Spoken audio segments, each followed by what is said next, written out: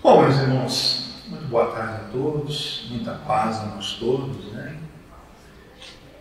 A Casa Espírita nos oferece tudo aquilo que nós buscamos, né? Compartilharmos a nossa alegria, a nossa satisfação, e muitas vezes no silêncio, a nossa dor, a nossa tristeza, e essa casa que laços de muito amor e muito carinho nos prendem a ela, conhecemos-la desde os seus primórdios, né? Desde o barraco, né, que existia lá na Candamolândia, né? Tantas pessoas que já partiram e que são muito vivas no nosso interior ainda. Mas na noite de hoje, portanto, dentro das nossas limitações, abordarmos a figura de Pedro e o Mestre Jesus. E é engraçado que faz lembrar também a figura de Paulo, né? Paulo é aquela figura que, quando nós encarnados temos alguma dúvida, alguma indecisão que tomar, compulsando as suas páginas, aquilo que ele deixou como herança para nós sempre vamos encontrar uma frase, né, um elemento que vai nos servirá no nosso dia a dia. E Pedro se equivale a ele no sentido de que ambos compartilharam a experiência de estar com Jesus, né? E cada um da sua forma, da sua maneira, seguiu um caminho. E como nós vemos, como são diferentes as personalidades das criaturas, que Paulo, após a sua experiência mediúnica na estrada de Damasco, ele não recua 1 milímetro na missão que lhe foi otorgada. E Pedro, uma figura inculta, né? Uma figura bruta, mas cheia de alma, cheia de alma pura, né? Para encontrar a verdade. A sua trajetória tem alguns percalços, né? Mas ao final da sua jornada ele resplende esplendoroso, né? Eu vou, ao início, fazer algumas lembranças, né, só para vir ao nosso espírito a figura de Pedro. Marcante, portanto, é aquele dia lá na praia da Galileia, que Jesus viu Simão Pedro e Simão André, e o chamou para serem pescadores de homens. Está em Mateus 4, 18, 22, e Marcos 1, 16, 20. Segundo Lucas, é narrado o episódio da pesca maravilhosa, né? Então, até nesse episódio, Jesus usa o barco de Pedro como um púlpito a falar à multidão. Depois pede a ele que fosse ao mar, onde ele encontraria peixes. E Pedro, como já tinha pescado naquele local, estava meio reticente a ir até lá. Mas ele disse: sobre a tua palavra lançarei as redes.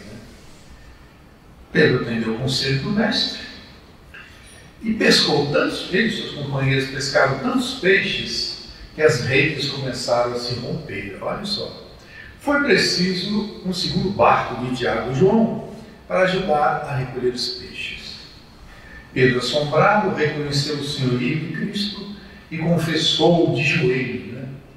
Ele cai prostrado perante Jesus, reconhecendo que ele era aquele espírito inesquecível. E o pormenor é que eles deixam tudo ali na praia e se dedicaram a seguir a Jesus Cristo. Mas, após esse convite, que nós podemos imaginar a solenidade, né, dessa hora, ainda que informal, pescadores dedicando o seu trabalho, uma mensagem que eles não têm condição de negar, né? Não vamos considerar que eles já tinham, talvez, planejado, tinham dado lembranças o que eles encontrariam no mundo terreno, mas é algo extraordinário, né? Como se fosse aqui nesse instante e comparecesse uma figura iluminada dessa, fizesse um convite. Olha, a partir de hoje você vai ser meu servo, meu trabalhador. E a gente será que iria, né? Não, eu não posso me afastar do meu computador, né? Tenho trabalho lá na fraternidade, tenho minha família. E Pedro tinha família, né? Então é uma epopeia, digamos assim. Mas eles vão se realmente compreender esse propósito depois que Jesus se vai, né? Estava aqui Pedro e outros discípulos, onde Jesus era líder desses discípulos.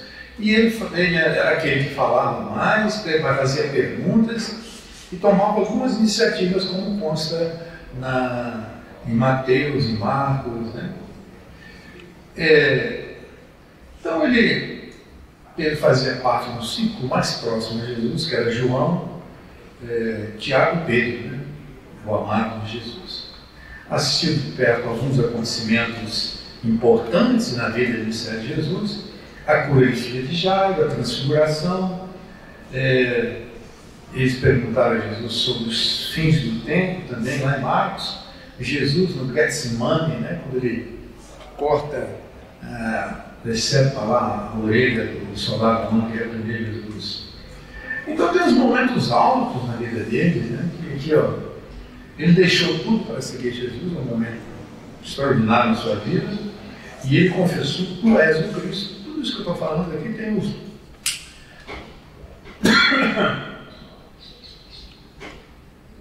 as passagens de Lucas e Mateus. Ele foi um dos escolhidos para ver a glória de Jesus transfigurado. Ele foi o único discípulo que andou sobre as águas e disse para Jesus: para quem iremos, se só tu tens as palavras de vida eterna, né? E ele, todos nós lembramos, chorou amargamente reconhecendo seu pecado, lá em Mateus 27, 7, 5. E lá no final também confessou amar a Jesus por 3 vezes, né? São momentos culminantes em sua vida. Mas as provas do perdão, né? Ainda que ele venha cair perante aquele que ele tinha se proposto inicialmente a Jesus, ele recebe. Jesus não faz conta desses seus erros, né? Ele confia, antes de mais nada, nessa figura forte, né? Ele era um homem robusto e que conhecia a intimidade da sua alma naquilo que ele poderia produzir, nas suas potencialidades, né? Tanto quanto ele confiou lá em Paulo, né? O Senhor da lei, flexível, mas quando vê Jesus, era tudo aquilo que ele queria, né? Tudo aquilo, o amar uns aos outros, né? Fugindo da ritualística judaica, coisas assim. Ele vai viver a essência dos ensinamentos do bem, né?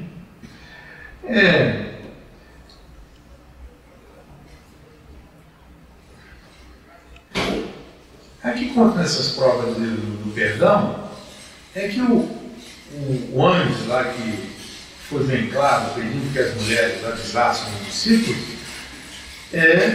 pede que avisassem, né? E pede que a Pedro fosse avisado também que Jesus tinha visto, porque Jesus fora ressuscitado. Não foi esquecido, é uma prova do perdão. Jesus não tinha rejeitado. E depois ainda Jesus já sem o corpo da carne,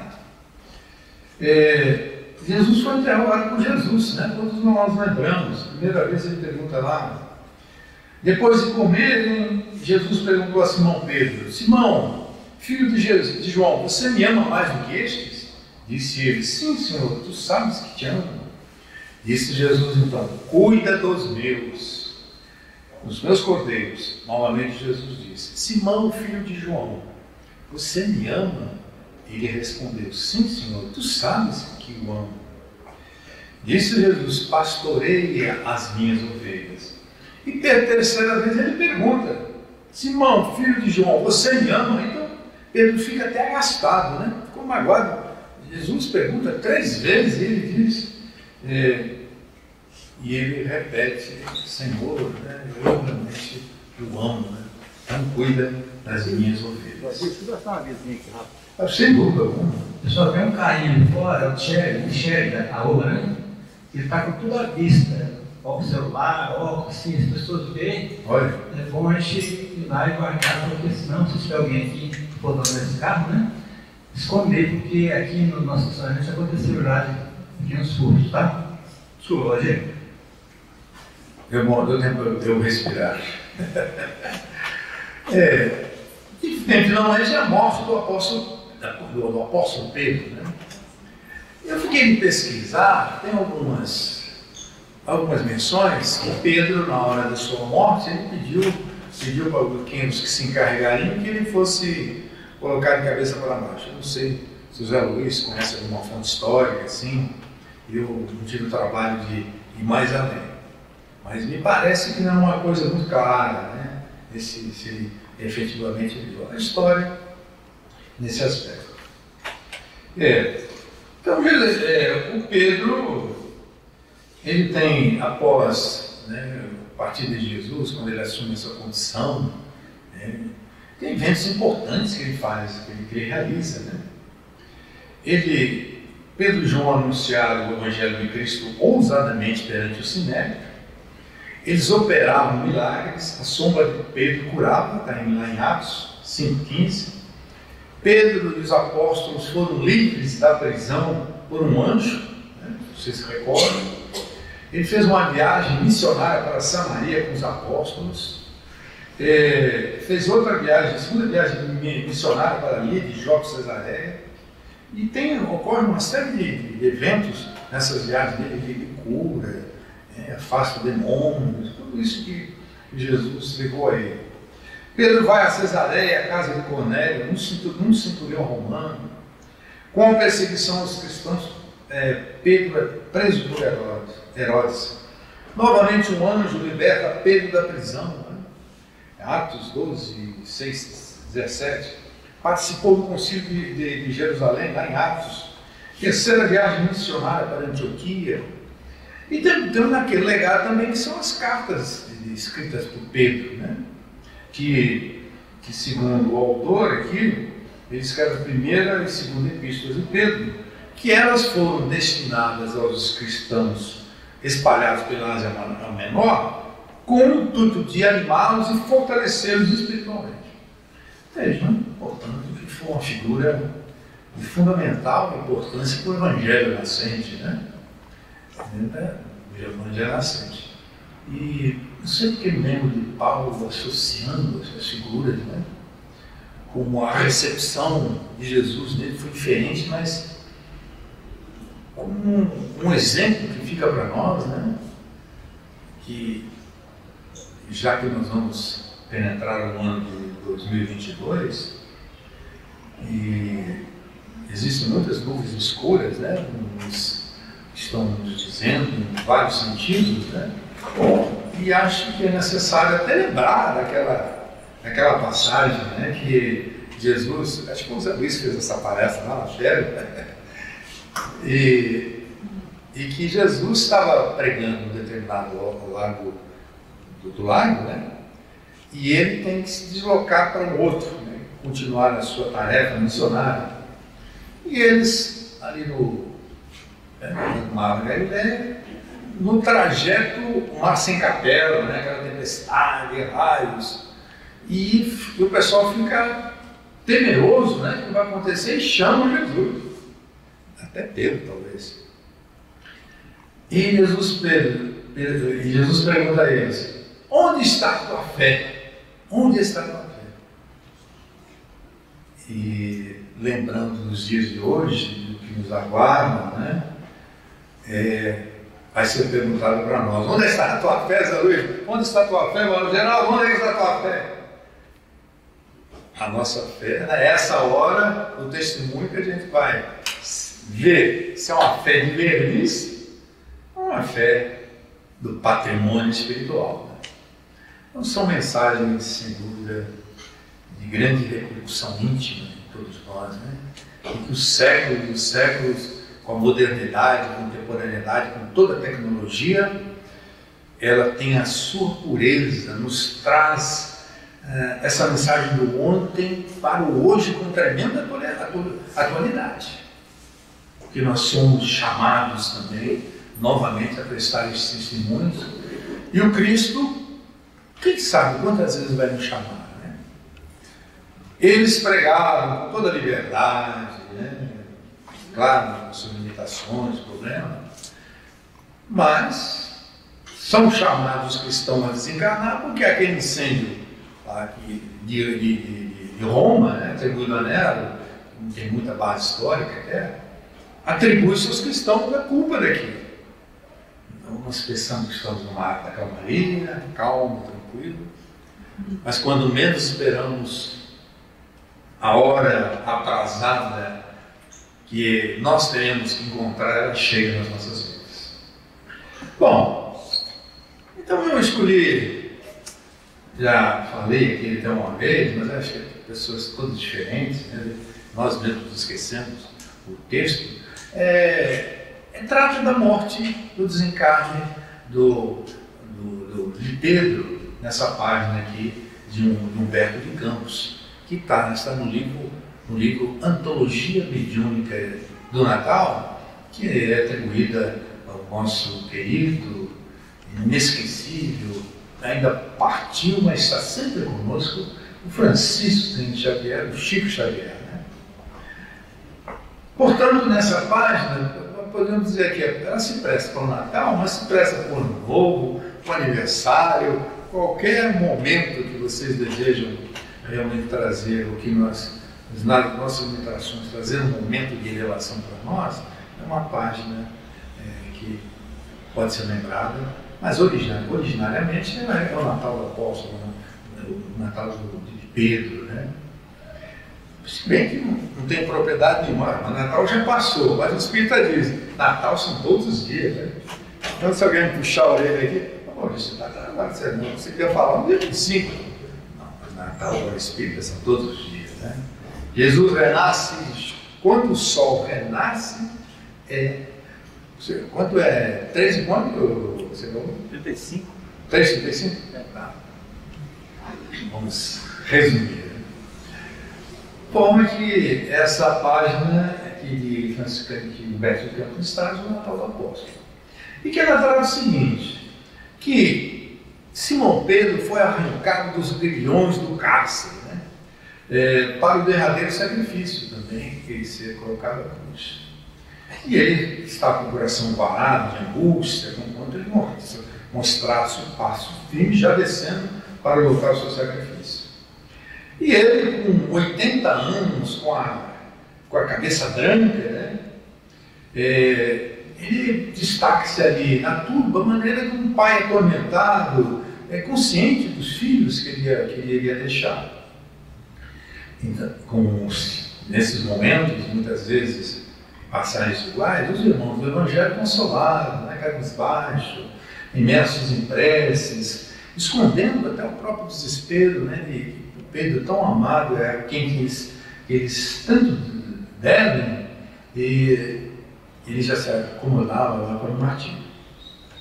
Então, mulheres e crianças seguiam aquele cortejo, né, para beijar-lhe as mãos, até adversários do cristianismo se rendiam à sua figura magnética, né, diríamos assim, e até soldados da escolta, relembrando o bem que ele tinha feito particularmente para eles, ou para familiares, abeiravam-se dele com muita veneração, com carinho, com muito respeito. Mas apesar desse ambiente, Sertor Aniceto, um destacado elemento da expedição, não poupava o seu cargo. Talvez acho que fosse não consta aqui que era um legionário, mas alguém assim que destilava ódio contra Pedro.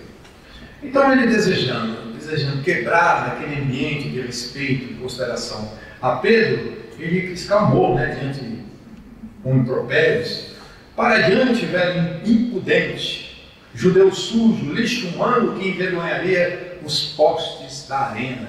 E mais à frente, não abuses da crendice do povo, ladrão imundo, chegou ao fim.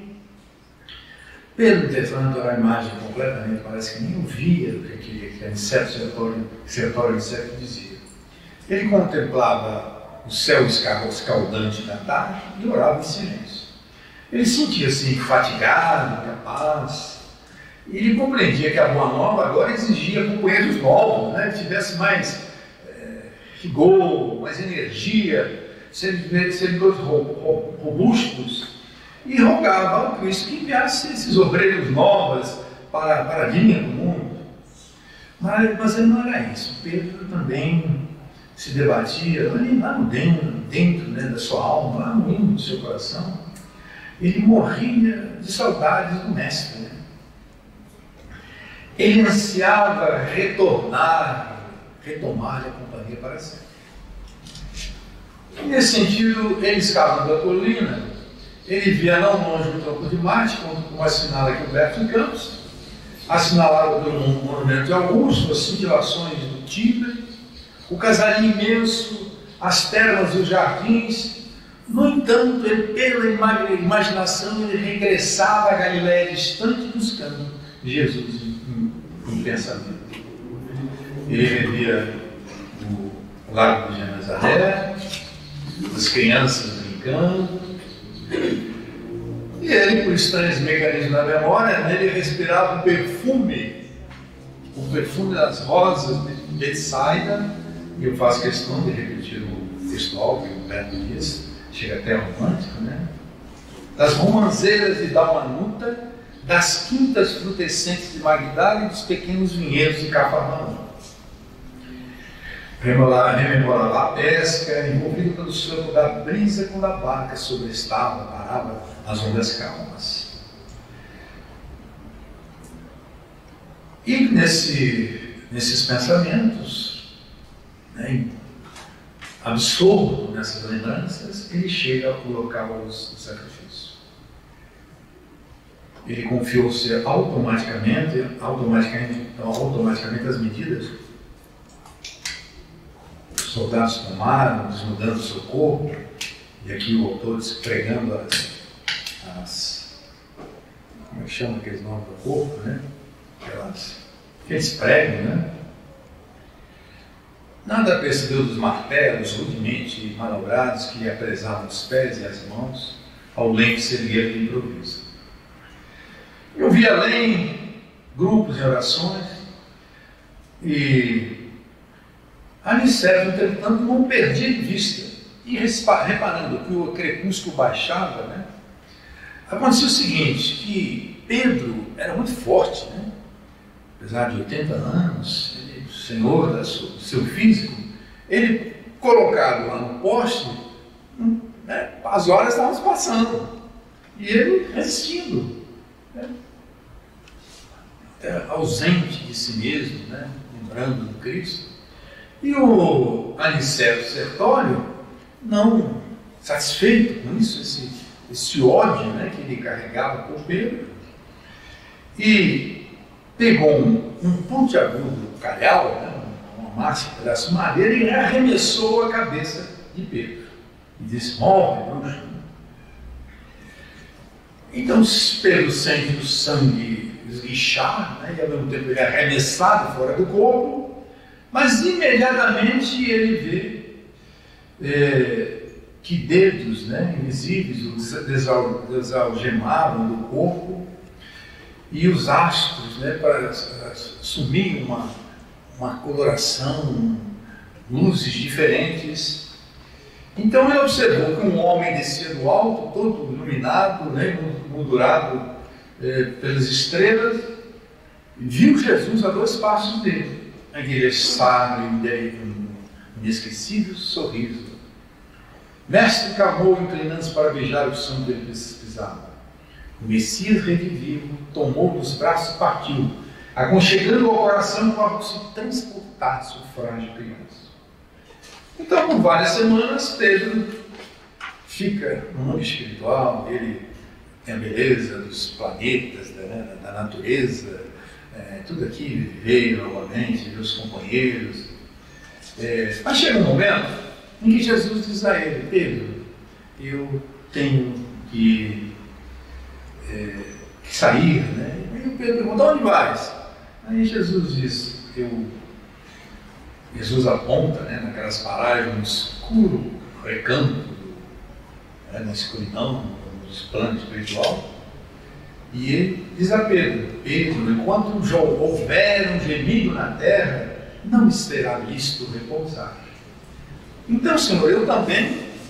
Ele não chegou a terminar e Jesus já partia para os quadros, né, de trabalho que se anunciaram para ele.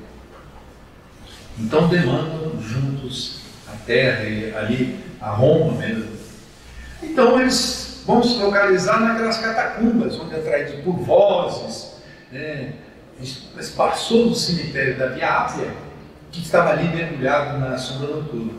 E Pedro encontra aquela multidão cantando, glorificando o Senhor, e ele sente naquele momento um sentimento de plenitude, imensa alegria, e ele chora naquele local ali, né?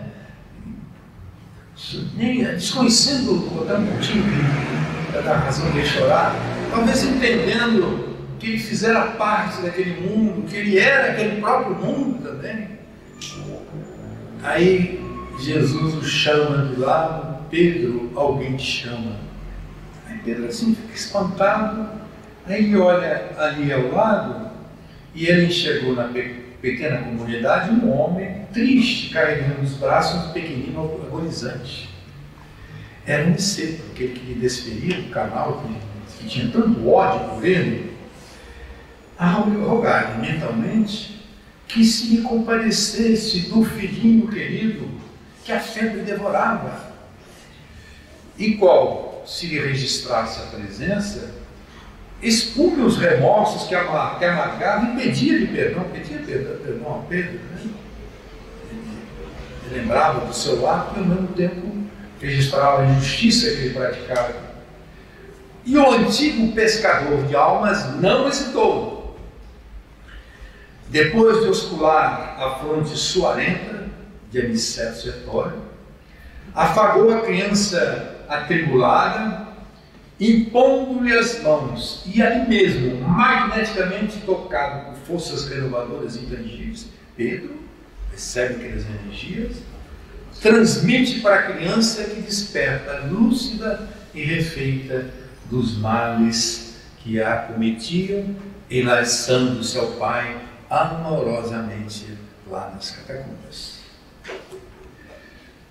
Aniceto registra: Humberto de Campos compreendeu no seu íntimo o socorro e a bênção que recebia, e renovado começou a cantar em lágrimas de júbilo: glória a Deus nas alturas, paz na terra e boa vontade para os homens. Semelhantemente, quando os anjos visitam aqueles trabalhadores para anunciar-lhes que Jesus estava lá no estábulo com Maria, né? Então termina o nosso Humberto de Campos, que a essa altura deve estar encarnado, né? Para o rude legionário de César começava nova vida, e para Simão Pedro o serviço continuou. Vejam que para o Aniceto Sertório, uma nova etapa da sua vida, e para Pedro, ele recebia o seu presente de Natal, ou presente de Ano Novo que vamos receber, ou as perspectivas de um Ano Novo que iremos nos defrontar. Me parece que poderíamos aqui falar muita coisa, né, sobre isso. Mas que muda 2021 para 2022, ou para 2023, 2024, o infinito. O tempo se desdobra, né, nas páginas da eternidade, do início e do início não ter fim. Quer nos dizer, na nossa modesta interpretação, terão outras aqui, que não importa o dia que aqui estamos e o dia primeiro que devemos nos encontrar no dia 2. o trabalho continua.